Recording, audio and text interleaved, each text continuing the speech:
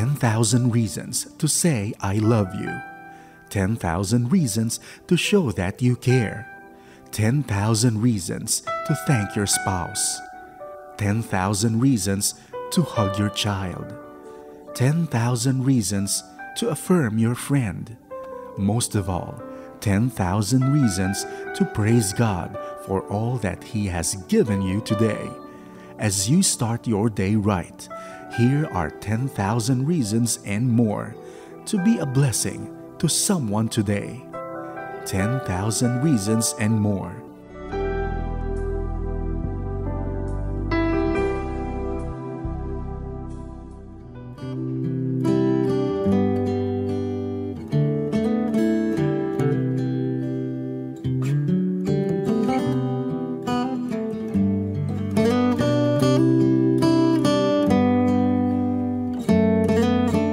Magandang Sabado ng umaga sa bawat isa na nakikinig sa atin ngayon dito sa ating himpilan sa CARE 104.3 The Way FM.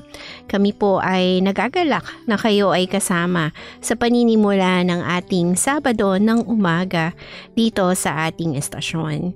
At kami po'y bumabati ng maligayang kaarawan sa ating mga tagapakinig na nagse-celebrate ng kanilang mga kaarawan ngayong araw na ito, at kung ano man ang inyong mga sineselebrate, kami nakikigalak at nakikisaya sa inyong mga selebrasyon. Tayo po ay nasa programang 10,000 Reasons and More, at ako po ang inyong kasama hanggang mamayang 6:00 ng umaga. Ako po si Yvette Pau, at ngayong Sabado ng umaga alalahanin natin ang mga rason kung bakit tayo ay may mga rason para tayo ay magpasalamat sa ating Panginoon. Yan po ang ating pag-uusapan maya-maya lamang.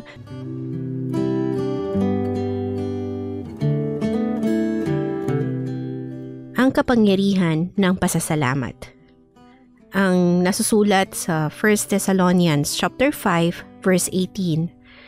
Magpasalamat kayo sa lahat ng bagay, sapagkat ito ang kalooban ng Diyos para sa inyo kay Kristo Jesus. Mga kapatid at mga tagapakinig, gaano tayo kadalas magpasalamat? Minsan, mas mabilis tayong magreklamo kaysa magpasalamat. Madalas nating iniisip ang mga bagay na wala tayo. Imbes na pahalagahan ang mga pagpapalang ibinibigay sa atin ng Diyos. Ngunit ang isang pusong puno ng pasasalamat ay may kapangyarihang baguhin ang ating pananaw, ang ating relasyon, at ang ating buhay. Bakit nga ba mahalaga ang pasasalamat? Una, ang pasasalamat ay nagdadala ng kagalakan. Ang isang pusong marunong magpasalamat ay pusong puno ng galak. Kapag natututo tayong magpahalaga sa maliliit na bagay, nagiging mas masaya tayo sa buhay. Sabi nga sa Filipos chapter 4 verse 4, magalak kayong lagi sa Panginoon. Inuulit ko, magalak kayo. Pangalawa, ang pasasalamat ay nagpapalakas sa ating pananampalataya. Kapag natuto tayong magpasalamat kahit sa gitna ng pagsubok, ipinapakita nito ang ating tiwala sa Diyos. Naniniwala tayong kahit hindi natin lubos na nauunawaan ang kanyang mga plano, alam nating may ginagawa siyang mabuti para sa atin. At pangatlo, ang pasasalamat ay nagpapalalim ng ating relasyon sa iba. Kapag tayo ay nagpapasalamat sa mga taong tumutulong at nagmamahal sa atin, pinapalakas nito ang ating relasyon o ang ating samahan. Ang simpleng salamat ay maaaring magbigay ng inspirasyon sa iba. At ang pang-apat, ang pasasalamat ay nagdadala ng kapayapaan. Sa halip na babahala o mag-worry tayo, ipagkatiwala natin sa Diyos ang lahat ng ating alalahanin. At sabi nga sa Filipos chapter 4 verse 6-7, huwag kayong mabalisa tungkol sa anumang bagay. Sa halip, ipagkatiwala ninyo sa Diyos ang lahat ng inyong pangangailangan sa pamamagitan ng panalangin na may pasasalamat. At ang kapayapaan ng Diyos na hindi kayang abutin ng pag-iisip ay mag-iingat sa inyong puso at isip kay Kristo Jesus. Paano ba natin mapapalakas ang ating espiritu ng pasasalamat o ang ating attitude of thanksgiving? Magsimula ng araw o magsimula ang ating araw ng may pasasalamat. Sa halip na tayo ay magreklamo, simulan natin ang araw sa pamamagitan ng pagpapasalamat sa Diyos. Sa panibagong buhay, sa ating pamilya, sa bawat pagpapala, maliit man o malaki. Itala o isulat ang iyong mga pagpapala. Magsimula ng isang gratitude journal. Ito po ay lagi kong ginagawa, kung saan isinusulat ko ang mga bagay na ipinagpapasalamat ko araw-araw. Ito ay magpapaalala sa atin na kahit sa gitna ng pagsubok, may mabubuting bagay pa rin na nangyayari sa atin sa araw-araw. Ipakita natin ang pasasalamat sa iba. Huwag tayong maging madamot sa pagpapakita ng pagpapahalaga sa ibang tao. Minsan, ang simpleng salamat ay sapat na upang magbigay inspirasyon sa iba. Maaari din tayong magpasalamat kahit sa pagsubok. Mahirap magpasalamat kapag may problema. Ngunit, ang pananampalataya ay hindi nasusukat sa magagandang panahon lamang. Kapag tayo ay natutong magpasalamat kahit sa gitna ng pagsubok, mas lalong tumitibay ang ating relasyon sa Diyos. Ang pusong puno ng pasasalamat ay pusong malapit sa Diyos. Ang taong marunong magpasalamat ay hindi madaling matinag ng mga problema sa buhay, sapagkat alam niya ang Diyos ang may hawak ng lahat ng bagay. Kaya ngayong araw, simulan natin ang isang buhay na puno ng pasasalamat. Magpasalamat tayo hindi lang sa magagandang bagay, kundi pati na rin sa mga hamon na hinaharap natin, sapagkat ang lahat ng ito ay ginagamit ng Diyos upang tayo ay lumago sa ating pananampalataya.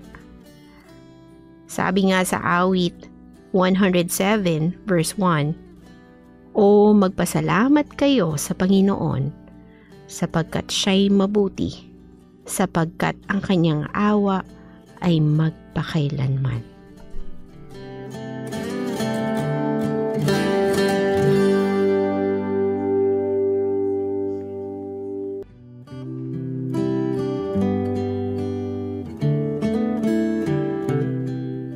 Tayo po ay manalangin.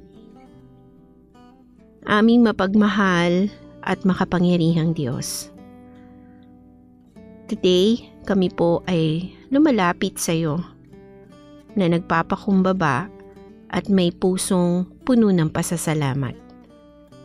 Salamat po sa buhay na ipinagkaloob mo sa amin sa bawat bagong umaga at sa lahat ng biyayang natatanggap namin, malaki man ito o maliit. Aming Diyos, turuan mo po kaming laging makita ang kabutihan mo sa aming buhay, sa kabila ng aming mga pagsubok at paghihirap. Tulungan mo kaming manatiling may pananampalataya at pasasalamat, sapagkat alam naming ikaw ay tapat at kailanman ay hindi kami pababayaan. Linisin mo po ang aming mga puso sa anumang hinanakit, inggit o anumang bagay na kami ay hindi nakakapagpasalamat sa iyo. Palitan mo po ito ng isang pusong masaya, kontento at puno ng papuri sa iyo.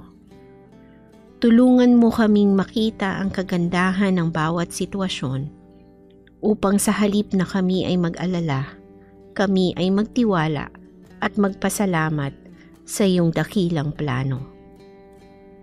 Panginoon, naway maging daluyan kami ng iyong pagmamahal at pagpapala. Tulungan mo kaming ipahayag ang aming pasasalamat, hindi lamang sa pamamagitan ng salita, kundi sa pamamagitan ng aming mga gawa. Sa pamamagitan ng paglilingkod sa iba, sa pagbibigay, at sa pagpapakita ng kabutihan sa aming kapwa. Maraming salamat po, O Diyos, sa iyong walang hanggang pagmamahal, sa iyong gabay, at sa iyong biyaya na hindi nauubos. Sa iyo po namin ibinabalik ang lahat ng papuri at pasasalamat. Sa pangalan ni Jesus na aming Diyos. Amen.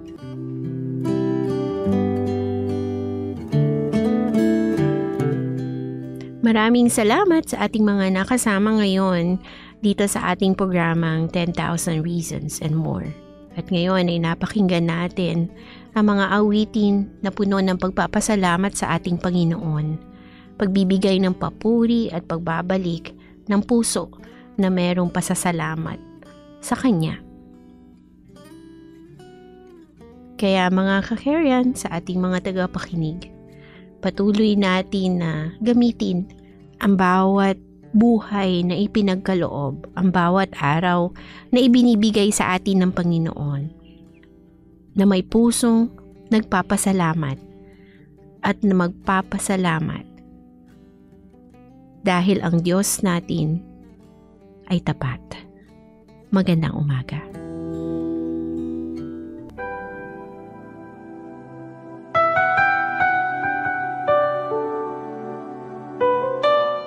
Be inspired 10,000 times and more. Like us, text us, and contact us. Our cell phone numbers are 0946-763-9858 or 0929-359-4298. You may also visit our Facebook page at CARE 104.3 The Way FM